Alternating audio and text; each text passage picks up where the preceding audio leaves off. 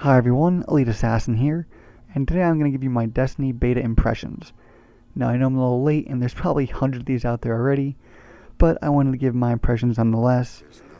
I just want to give a little disclaimer here. I didn't get that much time with the beta, definitely not as much as I would have liked, due to a lot of people being out at work, so I didn't have the time and I had to stay a little bit late most of the days. But regardless, I got to play pretty much every mode of the beta, and put about 5 hours into it, got to level 8, and just had a blast overall. I kind of wanted to give you just some quick rundowns of my thoughts on different aspects of the beta, and hopefully it won't be, cookie cutter of what you've already heard from other people. Now, first off, I wanted to say the world in Destiny looked amazing. I thought we had a pretty nice sized area to explore in the beta, and there are lots of little hidden things, definitely some surprises with some huge enemies, and we even got, for 2 hours, to explore the moon. Now overall, I enjoyed the Earth area more, just because it had more substance to it and more area, but that was because that was the main focus of the beta. I'm sure once we get the moon on launch, there'll be much more fun to have on there, and personally, I didn't have much time really to walk around on it, but I did see people posting pictures of, doors hidden through tunnels underneath the moon surface, and it looked really cool. So, I can't wait to be able to explore it more come launch. Overall, I'd say the world was very nice. It looked great. The game pretty much ran great the entire time I was playing it, so I have definitely no problem with it there. Another thing I want to say about the world is, while out in the world, I liked how these social interactions were going on with the world events. I thought it was really cool, really nice touch, and it was really neat to see all the groups of people come together and just help each other out. Unfortunately, I don't have any footage of this, but the one time I was recording, I got a world event on the moon, and I was the only person on my server at that time. Oh, I'm sorry, no. There was one other guy, and he was like miles ahead of me, so he couldn't come back to do it, and it kind of sucked. But I did have quite a few that I was able to participate in, and was really neat. So I do like that aspect. I love the tower aspect and the social, gathering that goes on there. Just people messing around, having, flash dance mobs, kicking soccer balls, and... Okay. It literally would run into me while I was standing still and just take off.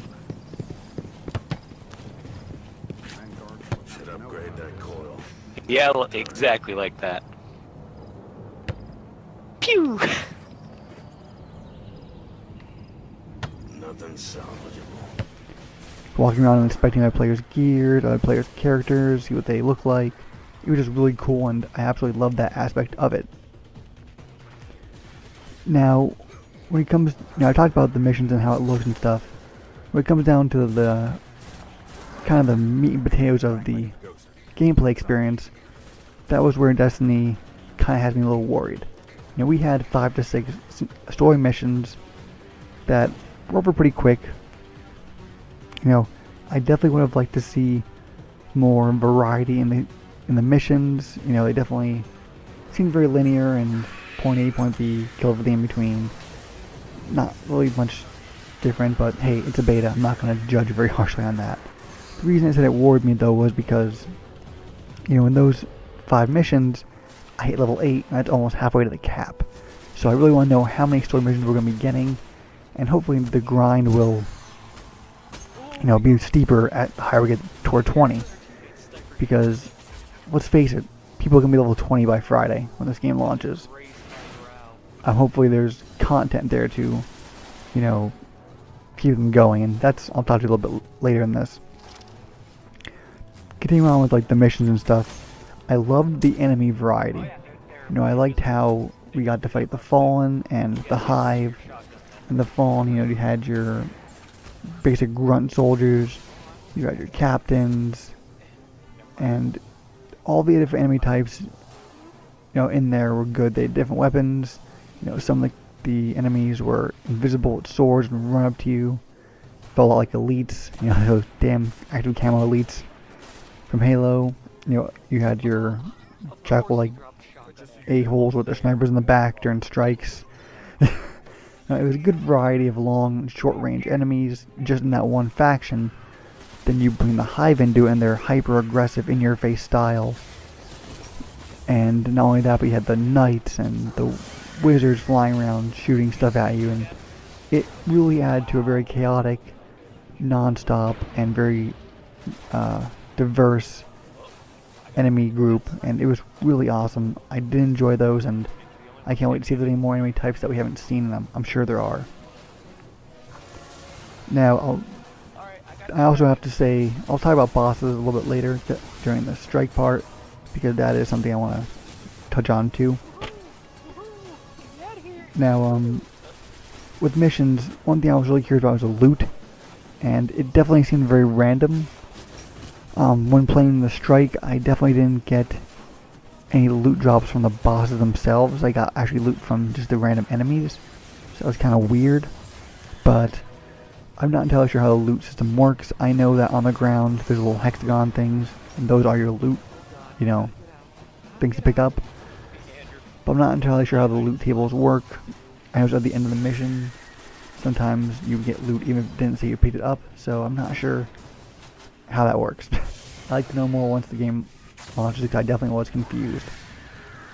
And that definitely is something hopefully we'll be able to figure out easy, because that's going to help the longevity of the game. Now, the last part I want to tackle is the strike, and I absolutely love the strike. Now, I hope we have quite a few of these in the game. They were non-stop action, and you know, I could definitely see it being fun to run with friends over and over again to get the gear from, you know, the specific strike, if that's how it goes.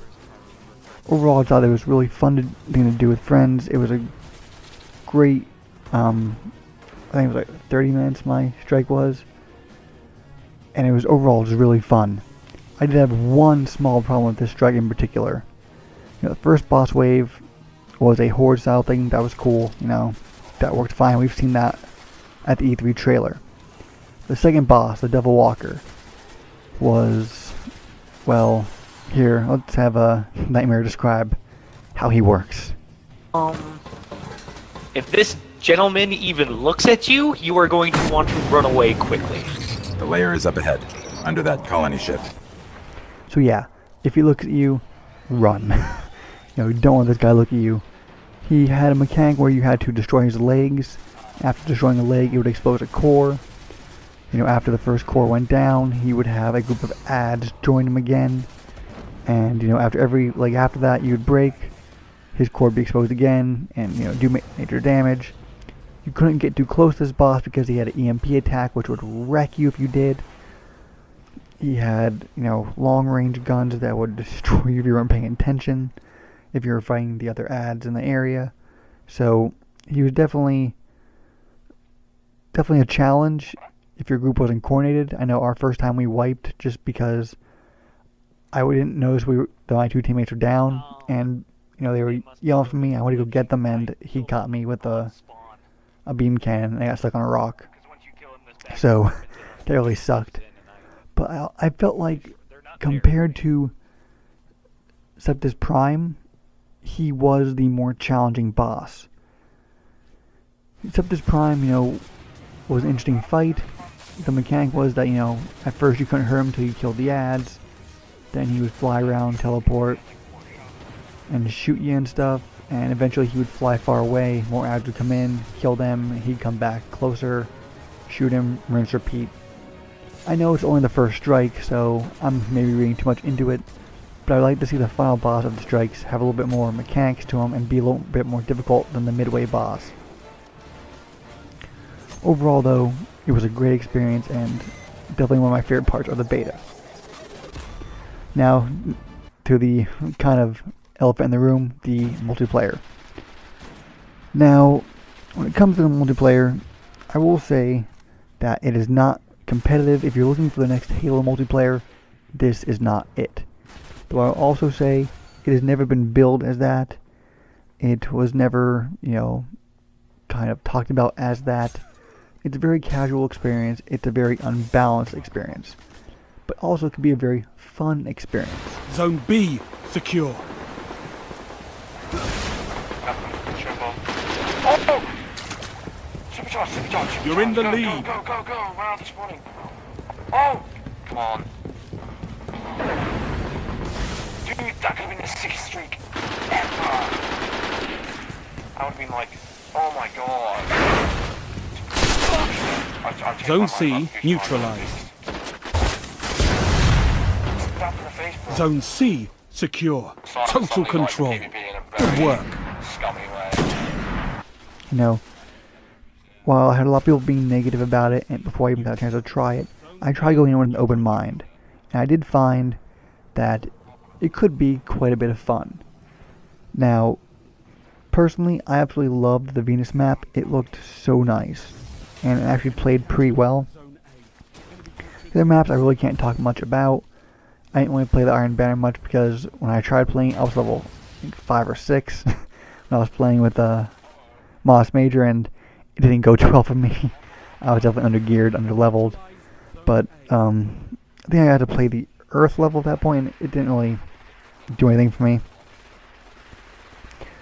The Moon one, luckily when I played on the Moon, my team didn't get wrecked by the Interceptors, so it was kind of an okay experience. But I can see how that map can definitely rub people the wrong way. You know, overall I think it could be a fun diversion, something to play with friends every now and then, but I definitely wouldn't say it's going to be a long-lasting appeal of the game. Overall, I would have to say my Destiny experience was a very positive one, and I definitely look forward to the release of the game. The only thing I definitely leave there saying is they better have enough endgame content to support the game.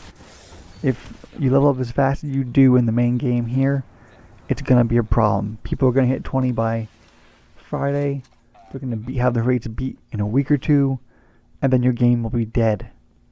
People will start getting bored. So let's hope there's a fun, addicting way to keep people playing, and the game will have longevity. I think they will have it, in the game, but it's just a concern I've had legitimately. Also, this game will not be a game that will be judged by its multiplayer. It'll be a fun thing to do. It'll be something to grind gear, and a fun distraction every now and then. If the Iron Banner pops up, you're gonna want to go in there and prove your worth, show off your gear, and just wreck people. But overall, this game is going to be remembered by its strikes, by its raids, by the awesome gear, and by the events, public events that happen, by events like the Iron Banner. That's how Bungie has to make this game last, and I hope the appeal is there. Overall, like I said, this game has been really fun. I hope everyone else enjoyed the beta. I know I did. And that's about all I got. Thanks for watching, guys. I hope you enjoyed.